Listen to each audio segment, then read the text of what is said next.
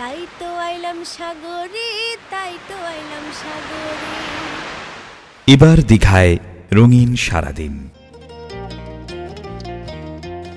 নাচে গানে কবিতায় জমজমাট।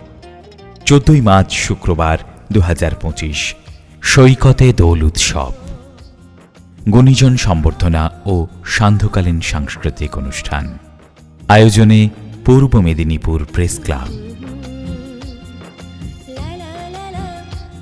পূর্ব মেদিনীপুর প্রেস ক্লাবের উদ্যোগে দীঘায় দোল উৎসবের পোস্টার উদ্বোধন করলেন মাননীয় মুখ্যমন্ত্রী মমতা বন্দ্যোপাধ্যায়।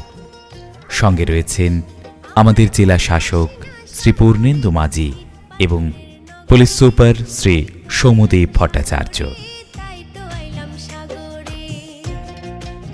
সৈকতে দোল উৎসব 14ই মার্চ শুক্রবার 2025। আজ থেকে আপনাদের সবাইকে জানাই সাদর আমন্ত্রণ।